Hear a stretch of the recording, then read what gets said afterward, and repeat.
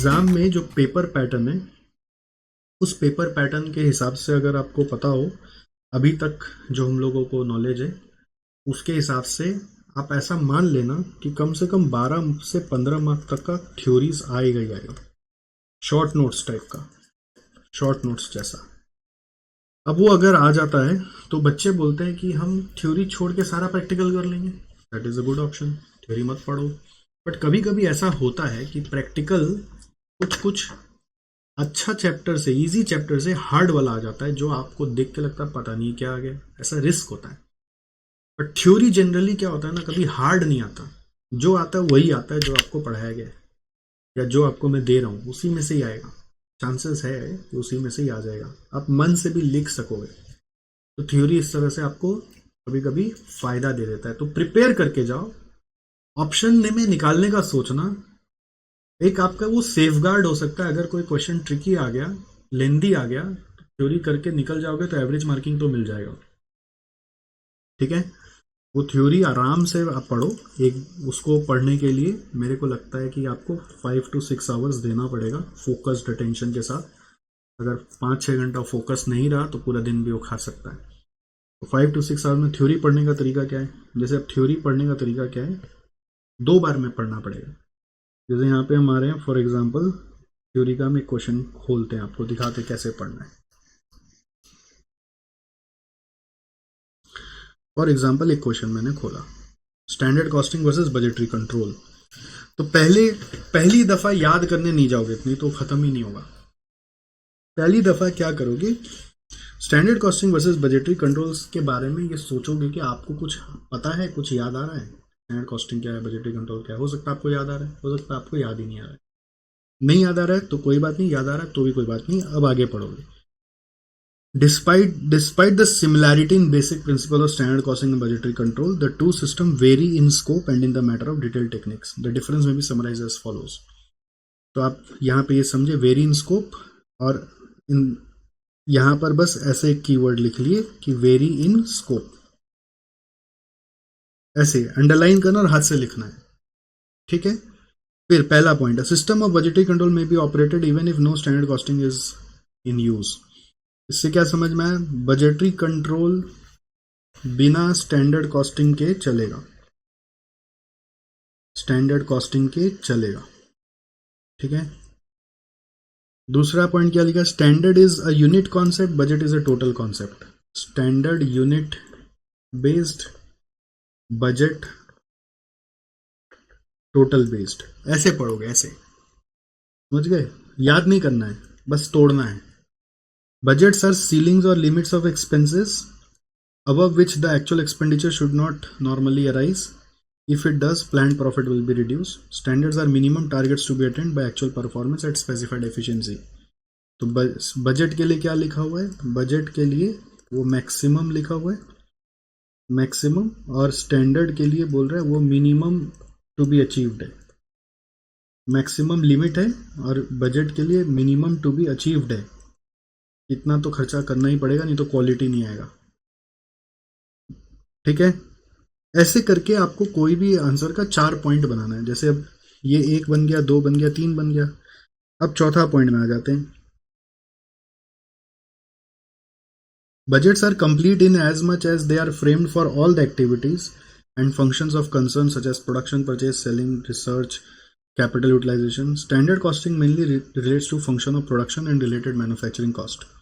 Budget हर function का हो सकता है, हर फंक्शन का होता है, जैसे कि एग्जाम्पल आपको ध्यान रखना पड़ेगा, और स्टैंडर्ड सिर्फ प्रोडक्शन का होता है, सिर्फ प्रोडक्शन का होता है। ऐसे करके आपने 4 पॉइंट बना लिया। अब ये हिंदी में लिखा, इंग्लिश में लिखा, जैसे आपको सही लगे, मातृभाषा में लिखो। ये थ्योरी पढ़ने का सेकंड स्टेप होता है, और ये सिर्फ मेरा थ्योरी पढ़ने का नहीं है, हर थ्योरी सब्जेक्ट ऐसे ही पढ़ना है। पहला स्टेप होता है कि आप सोचोगे आपको कुछ आता है, नहीं आता है, कोई बात नहीं। सेकंड स्टेप होता है पढ़ के तोड़ोगे। ये तोड़ने के लिए 5 से 6 घंटा नहीं लगता, बस कुछ याद नहीं करना है, तोड़ना है खाली। ओके, थर्ड स्टेप में जाके एक बार और पढ़ना है इस तरीके से कि इसको पढ़कर क्या ये समझ आ रहा है, इसको पढ़कर ये जो लिखा आपने सेकंड पॉइंट, इसको पढ़कर क्या ये पॉइंट समझ आ रहा है? ये थर्ड स्टेप है कि जो आपने लिखा उसको पढ़ के वापस जाके देखिए तो हाँ समझ आ रहा है, हाँ समझ आ रहा है। ये थर्ड स्टेप है, अभी भी याद नहीं करना है। फोर्थ स्टेप में एक बार बस कोशिश करोगे कि माइंड में वो पॉइंट छपा कि नहीं छपा। 4 में से 2 छपा, 3 छपा, 1 छपा, छपा कि नहीं छपा, एक बार माइंड में देखोगे हम क्या क्या लिखा था। बस ऐसे करते करते सारा थ्योरी पढ़ डालोगे, समझ गए? और ये पूरा प्रोसेस कोशिश करोगे कि 6 घंटा का काम है तो 75% टाइम में हो जाए, 4 घंटा में हो जाए। कितना है जो भी, यहाँ पे ज्यादा नहीं है रे, जितना भी है आपको उतना ही पढ़ना है। उसमें आप देख लेना जो जो एग्जाम में आया हुआ वो भी पढ़ना, वो सारा एग्जाम वाला ही डाला हुआ है, मोटा मोटी जो आया हुआ है, ठीक है। जो बहुत हार्ड लगे उसको छोड़ देना, और क्या करोगे, तो एकदम ऊपर से जा रहा हो उसको छोड़ देना, जो जो कर पाओ उतना कर लेना। उसके बाद लास्ट का 2 घंटा बचाओगे, वो 25% टाइम फिर से शुरू से घुमाओगे। और घुमाने का समय क्या करोगे, कोशिश करोगे कि हम क्या कुछ भी पॉइंट रिकॉल कर पा रहे हैं। अगर रिकॉल कर पा रहे हैं तो काम हो गया, नहीं कर पा रहे तो जो हाथ से लिखा हुआ बस उसको देखना तो याद आ जाएगा बस। और फिर एग्जाम के पहले दिन सुबह सुबह जब एग्जाम देने जाते हैं तो सुबह का टाइम एक बार सारा कॉन्सेप्ट रिवाइज होगा, जो कॉन्सेप्ट मैट है या कॉन्सेप्ट नोट्स है उससे, और उसके बाद थ्योरी भी रिवाइज होगा। बस उतना ही पढ़ना है, समझ में आया? तो थ्योरीज के लिए बच्चों का जो डर है, जो हर समय हलचल है कैसे पढ़े, उसको मैं फिर से समराइज कर देता हूं कि पहला स्टेप क्या है थ्योरी पढ़ने का। पहला स्टेप है एक बार खुद सोचो कि उसका आंसर क्या होगा। आंसर क्या होगा? नहीं याद आया कोई बात नहीं, याद आया बहुत अच्छी बात है, हो सकता है ना क्लास में पढ़ा हुआ होगा तो याद आ गया। सेकंड स्टेप है कि आप उसको तोड़ोगे, तोड़ो एक एक पॉइंट को शॉर्ट में, एक एक पॉइंट को शॉर्ट में अपने अपने लैंग्वेज में लिखो। करेक्ट, ये भी दिखा दिया मैंने, अपने लैंग्वेज में लिखो। थर्ड में तोड़ने के बाद उसको रीड करो, अपने लैंग्वेज को रीड करो, अपने लैंग्वेज में जो लिखा उसको रीड करो, अपने लैंग्वेज में जो लिखा उसे रीड करो, उसे रीड करो, ठीक। उसको यदि आप रीड करोगे तो आपको समझ आएगा कि जो लैंग्वेज में लिखा वो मीनिंगफुल था कि नहीं था। फोर्थ नंबर, एक बार पूरा पढ़ो, एक बार पूरा पढ़ो और देखो कितना पॉइंट याद हुआ, और देखो कितना याद हुआ, ठीक है। और इस तरीके से पूरा थ्योरीज पढ़ लो। आज का जो टारगेट है इस तरीके से complete all like this, complete all like this. याद करने का लोड मत रखना, क्योंकि याद करने का लोड लोगे ना तो वो तोड़ना नहीं आएगा, तोड़ना नहीं आएगा तो याद कभी होगा ही नहीं। Complete all like this. अब इसके बाद याद करने का काम है। याद करने के लिए आप क्या कर सकते हो, सेकेंड राउंड जब मारोगे तो बहुत सारा चीज कंसेप्चुअली याद आने लगेगा। रिमेंबर कंसेप्चुअली, ठीक है। और कंसेप्चुअली याद नहीं होता है तो फिर बहुत सारा फिर टोटका लगाना पड़ता है। यूज मेमोरी टोटका। मेमोरी टोटका क्या है भाई साहब? जैसे कि आप फॉर एग्जांपल एक एक वर्ड को लेके कोई कोड बना लिए, निमोनिक्स बोलते हैं हम लोग, कोड्स यूज करो, स्टोरी यूज करो। वो थोड़ा लेंदी हो जाता है, बट आपको अगर आता है तो ठीक है, नहीं आता है तो इसके ऊपर कभी और चर्चा करेंगे कि कैसे कैसे मेमोराइज किया जा सकता है। मेमोरी टोटकाज होते हैं जो थ्योरी टीचर्स बहुत अच्छा बताते हैं आप लोग को, तो उसके हिसाब से आप याद कर सकते हो। बट ये सेकेंड राउंड आपको सेम डे करना ही है, ये नहीं कि आप बाद में सेकेंड राउंड करेंगे। तो ये थ्योरी के बाद अब एग्जाम के पहले दिन सिर्फ आपको बैठ के वही करना है, डे बिफोर सुबह जो सुबह बैठ के पढ़ना है। तो ये थ्योरी का सारा बात हो गया, that is your step 3। Step number 4 आपको एमसीक्यूज प्रैक्टिस करना है। स्टेप नंबर 4 एमसीक्यूज प्रैक्टिस करना है। तो एमसीक्यू प्रैक्टिस करने के लिए मैं आपको एक एमसीक्यू बुकलेट दे रहा हूँ ये वीडियो का लिंक में। उस बुकलेट को आप अवेल करें। हम लोगों का एक एमसीक्यू मेला का वीडियो सीरीज मिलेगा, उसका लिंक भी दे रहा हूँ, उसको देख देख के कर लें। या फिर बेस्ट क्या है कि एक बार बुकलेट खुद से सॉल्व कर लें और एमसीक्यू मेला का वीडियोस के साथ साथ मैच करा लें। मतलब that's the best way to do it. Okay, अपने से ही कर लें तो अच्छा है, उसमें आंसर भी दिया हुआ है। कुछ कुछ प्रिंटिंग एरर है, वो प्रिंटिंग एरर्स फिर एमसीक्यू मेला का वीडियो से फास्ट फॉरवर्ड करके देखना पड़ेगा, राइट। यहाँ पे आके पढ़ाई खत्म होती है। आप एग्जाम के लिए ऐसे तो ऑलमोस्ट रेडी हो जाते हैं, बट एक बहुत इंपॉर्टेंट चीज़ है जो बच्चे मिस कर रहे हैं और उसके कारण रिजल्ट बहुत भयानक खराब हो सकता है। वो है जो स्टेप के बारे में कोई आपको जनरली बताएगा ही नहीं और जिसके लिए सुविधा भी आपके लिए एग्जिस्ट नहीं करती है एक्सेप्ट एट एसजीसी, वो है मॉक टेस्ट। अगर आपने ये वीडियो समय उपरांत देख लिया है तो ये मॉक टेस्ट के लिए रजिस्टर करें। पूरा प्रॉपर एक नहीं 2 मॉक टेस्ट लगता है, but at least bare minimum 1 full 3 hours written test आप दीजिए।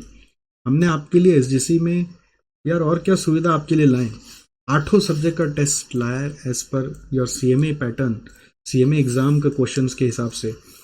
आप उसको रजिस्टर कर लीजिए, एकदम कॉस्ट टू कॉस्ट फीस पे भी हम लोग कराते हैं, कोई आपसे बहुत ज़्यादा फीस भी चार्ज नहीं करते हैं। ये मॉक टेस्ट आपका पूरा आँख खोल देगा। इस मॉक टेस्ट में अगर 100 में 80 भी आ गया तो ये खोजना पड़ता है कि 20 क्यों नहीं आया। इस मॉक टेस्ट से आपको पता चलेगा कि आपका टाइम मैनेजमेंट पर क्वेश्चन कैसा जा रहा है। आप ओवरऑल पेपर में all questions all chapters together जब देख रहे हो, मिक्स ऑल चैप्टर्स का मिक्स्ड बैग जब देख रहे हो तो उसमें आपका दिमाग चल पा रहा है कि नहीं। जैसे चैप्टर वाइज तो दिमाग चल रहा है, बट ओवरऑल जब एक साथ सारा चैप्टर एक ही क्वेश्चन पेपर में आ रहा है तो दिमाग चल रहा है कि नहीं। तीसरा, आप अपना हैंडराइटिंग चेक लगा सकते हो कि आपसे कैसा लिखा जा रहा है। चौथा, आपका आंसर का प्रेजेंटेशन सही जा रहा है कि नहीं। पांचवा, आपका वो स्ट्रेस मैनेजमेंट सही हो रहा है कि नहीं। जब आप पूरा प्रॉपर 3 घंटा बैठ के दोगे ना तभी पता चलेगा। और हम आपका पूरा पेपर चेक करवा के बाकायदा आपको कमेंट्स के साथ आपको देंगे। तो this will be an eye opener and this will be the game changer. आपका गेम चेंजर स्टेप यही है जिसके बारे में कोई आपको बताएगा नहीं। और आप लोग का दिमाग में क्या कूड़ा भरा हुआ भगवान जाने, मॉक टेस्ट को देखते ही आप ऐसा घबरा जाते हैं। आप फिर अपना ये जो एग्जाम है उसको मॉक बना लीजिएगा, आपके पास ऑप्शन तो है ही, उसको मॉक बना लीजिएगा, क्या दिक्कत है। आस्ते बोचर आवार होवे, खून में तेरे मिट्टी, मिट्टी में तेरे खून, जून के बाद दिसंबर। पूरा बैच खड़ा हो जाएगा क्लासरूम में जाके चिल्लाना जब पेपर हार्ड आ जाएगा ना एग्जाम रूम में, पूरा बैच बोलेगा दिसंबर के बाद जून। हर बार तो यही चलता है। क्यों? क्योंकि बच्चा मॉक टेस्ट ही नहीं देता है, सबसे ज्यादा बड़ा प्रॉब्लम। और जब ये टेस्ट मॉक बनता है मतलब इसमें आंखें खुलती है तो अगली बार फिर पास होता है। तो फर्स्ट अटेम्प्ट में रिजल्ट खराब होने का बहुत बड़ा कारण ये है। अब आप बोलेंगे सर अभी भी टाइम नहीं, मॉक टेस्ट पेपर दे दीजिए, हम क्वेश्चन देख लेगा, हम आंसर देख लेगा, बस यही तो बेवकूफ़ी करते हो आप। क्वेश्चन देकर आंसर देख के क्या उखाड़ लेगा मॉक टेस्ट देकर। फिर मॉक टेस्ट से तभी फायदा होगा जब प्रॉपर 3 घंटा बैठ के कायदा से लिखेगा और पेपर चेक करवाएगा। वो सारा सुविधा एसजीसी में है, उसका भी लिंक हम आपको यहाँ पे वीडियो में दे रहे हैं, आप उसको अवेल करिए। इसके बाद आप पहुंचेंगे, ये पूरा प्रोसेस खत्म करने के बाद आप पहुंच जाएंगे अब डे बिफोर एग्जाम। तो डे बिफोर एग्जाम का स्ट्रेटेजी क्या होना चाहिए वो भी आपको अभी बता दे रहे हैं, जो आप हर सब्जेक्ट में लगाएंगे, ना कि मेरे सब्जेक्ट में। डे बिफोर एग्जाम में आपके पास बहुत लिमिटेड टाइम होता है, ठीक है। एक एग्जाम दे के आया और शाम हो जाती है, उस शाम से इवनिंग से लेकर अगला दिन आफ्टरनून तक का। तो इवनिंग में आपको 5 घंटा मिलेगा, आफ्टरनून में अप्रॉक्स अगर अर्ली राइजर है तो 5 घंटा, नहीं तो 4 ही मान लो, या फिर यहाँ पे 4 लेकर यहाँ पे 5 ले लो। 5 किसी का डिस्टेंस हो गया तो और पे और प्रॉब्लम हो सकता है। 4 और 6 ऐसा ही मिलेगा, अगर लकी हुए बीच में कोई छुट्टी हुआ तो। हालांकि ऐसा होता नहीं है। हाँ, अगर आप एक ही ग्रुप दे रहे हैं तो आपको ज़्यादा टाइम मिलेगा थोड़ा। बोथ ग्रुप वाला लोग का एक ही खाली घबराहट है कि इतना ही टाइम मिलता है। अगर सिंगल ग्रुप दे रहे तो एक दिन छुट्टी मिलेगा ना आपको, तो इसलिए आपको फिर ज़्यादा टाइम मिलता है। सिंगल ग्रुप जो दे रहे हैं उसको एग्ज़ाम दे के आया तो इवनिंग मिलेगा, फिर नेक्स्ट डे पूरा 24 घंटा मिल जाता है, और फिर एग्ज़ाम का पहला वाला 6 घंटा भी मिल जाता है जब तक एग्ज़ाम देने जा रहे हैं। तो ये एक्स्ट्रा रिवॉर्ड मिल जाता है जो एक ग्रुप देते हैं उनको, ठीक है। बट इसके चक्कर में आप ये नहीं कि अपना बोथ ग्रुप को एक ग्रुप में शिफ्ट करेंगे। तो आपको स्ट्रेटजी बता रहे कि जैसे देखो जो बोथ ग्रुप देते हैं ना, उनकी पढ़ाई इसलिए हम लोग क्या बोलते हैं कि पहले से चालू होनी चाहिए। बोथ ग्रुप वाले अपना सिलेबस 3 महीना पहले खत्म करेंगे, सिंगल ग्रुप वाले अपना सिलेबस 1.5 महीना पहले भी खत्म करेंगे तो भी चलेगा, क्योंकि उनको कम पढ़ना है, उनको टाइम भी ज़्यादा मिलेगा। बोथ ग्रुप वालों को टाइम कम मिलेगा। तो नॉर्मली क्या होता है, इस पर्टिकुलर डे को पढ़ने हैंडल करने का तरीका होता है कि आप अभी जब पढ़ रहे हैं ना, तो बाय द एंड आपका, यहाँ पे मैं एक और स्टेप डाल देता हूँ, आप है ना अपना हर कंसेप्ट और क्वेश्चंस में ना एबीसी एनालिसिस करके एक लिस्ट बना लीजिएगा। एबीसी एनालिसिस मतलब होता है, ए मतलब बहुत हार्ड क्वेश्चन है, बहुत सारा ट्रिक्स है, मल्टीपल ट्रिक्स है, बी मतलब एक ही ट्रिक है, और सी मतलब इजी क्वेश्चन है। तो आपका एक काम बनता है कि हर चैप्टर का एक लिस्ट ऑफ क्वेश्चंस बना लेना है। जैसे एक लिस्ट तो मैं भी आपको दे ही रहा हूँ, इंपॉर्टेंट क्वेश्चंस लिस्ट बोलकर, ऐसा मैं आपको एक लिस्ट दे रहा हूँ, आप उसको भी प्रिंट कर लीजिएगा। बट आप अपने तरफ से इस लिस्ट को और इम्प्रोवाइज कर लीजिएगा कि इसमें से भी कौन कौन सा क्वेश्चन जो आपको बहुत आसान लगा उसको आप लिख दीजिएगा सी, और जिसमें एक ट्रिक लगा उसमें लिख दीजिएगा बी, और जो बहुत हार्ड लगा उसमें लिख दीजिएगा ए। तो ये लिस्ट में और भी कोई क्वेश्चन आपको अपना क्लास नोट्स इंक्लूड करना है, वो जरूर बना लीजिएगा, क्योंकि यही आपको रिवीजन में हेल्प करेगा। और एग्जाम के पहले खाली कंसेप्ट गो थ्रू करोगे तो होता नहीं है, क्वेश्चन नहीं किए बिना होता नहीं। तो एग्जाम के पहले दिन क्या करोगे, सीधा लिस्ट ऑफ क्वेश्चंस पे जंप करोगे। अगर माइंड काम है तो क्वेश्चन से स्टार्ट कर दोगे, नहीं तो कोई एक चैप्टर उठाओगे, से चैप्टर नंबर 1, कोई भी सीक्वेंस, वैसे कोई सीक्वेंस का कोई माई बाप नहीं है, झूठ बोलते हैं सब, सीक्वेंस ये वो है ना, मैं भी पहले बोलता था, अब हटा दिया, बस सीक्वेंस है, कोई फर्क नहीं पड़ता। कोई भी चैप्टर से उठाओगे, उस चैप्टर 1 का अगर कॉन्फिडेंस है, कुछ याद है, तो डायरेक्टली क्वेश्चन से स्टार्ट करोगे, या फिर क्वेश्चन से स्टार्ट नहीं करा तो सेकंड ऑप्शन है, एक बार कॉन्सेप्ट रिवाइज कर लोगे कॉन्सेप्ट नोट्स से। सर कंसेप्ट नोट्स क्या, क्लास नोट्स जो है आपका, या फिर जो मैंने यहाँ मैराथन में आपको नोट्स दिया उससे, कंसेप्ट नोट्स से रिवाइज करोगे। और उसके बाद आप क्या करोगे, then after that what you will do is you will see the questions. See the questions क्या करेंगे, सी द क्वेश्चंस जो आपने मार्क किया हुआ है एज मार्क्ड। आपका वो क्वेश्चन लिस्ट होना बहुत ज्यादा जरूरी है, वो बहुत इंपॉर्टेंट होता है। बच्चे वो बनाते ही नहीं है और लास्ट मोमेंट पे घबराते हैं कैसे रिवाइज होगा। और वो क्वेश्चन लिस्ट कोई किसी, मैं नहीं दे सकता, मैंने अपनी तरफ से एक दिया, आपको अपने तरफ से भी कुछ कुछ क्वेश्चन अपने क्लास के नोट्स से इंक्लूड करने हैं, कुछ इसमें इजी वाले हटा देने हैं, कुछ हार्ड वाले ही रखने हैं, ठीक है।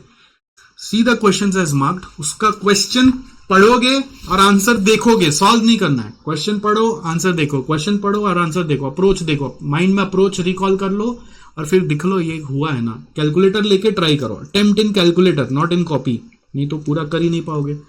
और हर चैप्टर का कोई एक क्वेश्चन, कोई भी मन करे जो, एनी वन क्वेश्चन एटलीस्ट पूरा करोगे, एटलीस्ट वन फुल्ली सॉल्व करोगे प्रॉपर, जैसे कि कोई एग्जाम ही देने जा रहे हैं। मतलब बहुत ज्यादा सजा के नहीं, पेपर लेके कॉपी में जैसे भी मैराथन में किया वैसे कर लोगे, ठीक है। और ये आपका चैप्टर ऑन चैप्टर चलेगा, ये लिस्ट ऑफ क्वेश्चन से रिवाइज होगा। तो आपका जो गेम चेंजर होगा एग्जाम का पहला दिन, वो है लिस्ट है, जिसको लेके आप रिवीजन करोगे। वो लिस्ट हाथ से ही बना लेना, कोई कंप्यूटर में प्रिंट मारने का दरकार नहीं है। Chapter name, question number, page number, कहां से वो क्वेश्चन है वो पेज है, और उसका रैंकिंग करना है ABC में। ए मतलब बहुत सारा ट्रिक है, बी मतलब एक ही ट्रिक है, सी मतलब कोई ट्रिक नहीं है। और इंश्योर करना कि हर क्वेश्चन के अंदर भी वो मार्किंग कौन सा पोर्शन ट्रिकी है वो किया हुआ है, हर उस क्वेश्चन का सॉल्यूशन में भी मार्किंग किया हुआ होना चाहिए कौन सा पोर्शन ट्रिकी है, तब आप रिवाइज कर पाओगे, ठीक है। क्वेश्चन के माध्यम से रिवाइज करना, एक बार क्वेश्चन पूरा देख लिया, फिर कॉन्सेप्ट नोट्स एक बार गो थ्रू कर लेना, और ये कर लेना पहले सारा शाम से सुबह तक। लास्ट में जो टाइम बचता है उसमें 2 घंटा बैठ के जो प्रैक्टिकल सब्जेक्ट है उसमें थ्योरी का पार्ट जो है वो यहाँ कर लेना। अब थ्योरी सब्जेक्ट है तो उल्टा कर लेना, जिसमें कुछ प्रैक्टिकल का पार्ट है तो नेक्स्ट डे कर लेना। जैसा भी हो कोशिश करना चाहिए। नॉर्मली जैसे बोथ ग्रुप वाला लोग के लिए प्रेशर रियल में है, बट सिंगल ग्रुप वाला लोग के लिए एडवाइस करेंगे कि आप और बेटर परफॉर्मेंस करने के लिए क्या कर सकते हैं कि यहां तक सब खत्म कर लेना, पूरा 6 आवर्स एकदम फ्री रखना। इस फ्री आवर में सारा कॉन्सेप्ट सारा थ्योरी एक बार और देख लेना। बट बोथ ग्रुप वाला लोग के लिए खाली थ्योरी का टाइम बचेगा। बोथ ग्रुप वाला इसलिए पहले से पढ़ाई करता है, इस चीज को और एक बार पहले ही कर लेता है। जो मैं बता रहा हूँ बोथ ग्रुप वाला लोग का प्रिपरेशन स्ट्रेटजी होता है, ये जो कारनामा मैंने बताया उसका ट्रायल रन वो एक बार और कर लेता है। मतलब आप एक दिन में एक बार बैठ के ना एक सब्जेक्ट को पूरा रिवाइज करके देखो कि ये शाम को 4 घंटा लेकर और अगला दिन सुबह का 6 घंटा लेकर इमेजिन करो कि कल सुबह इतना बजे एग्जाम देने जाएंगे, तो उसके पहले आज शाम से सुबह तक में हम कितना रिवाइज कर सकते हैं। ऐसा एक सिमुलेशन रन करो, ट्रायल रन करके बोथ ग्रुप वाला को टेस्ट करना चाहिए। सिंगल ग्रुप वाले पास टाइम है तो उस सिमुलेशन वो भी करना चाहता है तो कर ले भाई, टाइम है तो तुम 1.5 दिन का सिमुलेशन रन करके देखो, ठीक है। तो इसी के साथ मैराथन तो कंक्लूड हुआ, और भी मैराथन्स आते रहेंगे, यूट्यूब पे बने रहिएगा। फ़ायदा हुआ तो कमेंट में ज़रूर बताइएगा, पास हो जाएं तो ज़रूर कमेंट में बताइएगा, ग्रुप 1 ख़त्म हो जाए तो ग्रुप 2 में ज़रूर एसजीसी में आइएगा। खुले हाथ से अभी से आपका स्वागत है, इंतज़ार चल रहा है। एग्ज़ाम ख़त्म होते ही ग्रुप 2 अगर अभी तक स्टार्ट नहीं किया है तो एग्ज़ाम ख़त्म होते ही स्टार्ट करना है, ये नहीं कि रिजल्ट आते स्टार्ट करेंगे, नहीं तो आप एक विशियस सर्कल में फंस जाएंगे कि ग्रुप 1 भी नहीं निकल रहा और ग्रुप 2 स्टार्ट ही नहीं हो रहा है, जो ड्यूरेशन है वो बहुत लंबा खींच जाएगा। एग्ज़ाम ख़त्म होते ही एसजेसी का नॉक करना है डोर, एसजेसी को कॉल करना है, ठीक है, और सारा सब्जेक्ट्स यहाँ पे ग्रुप 2 का ज्वाइन करना है। ये नहीं सुनना चाहते कि सिर्फ कॉस्ट किए बाकी इधर उधर कर लिए, all subjects eight SJC join करेंगे।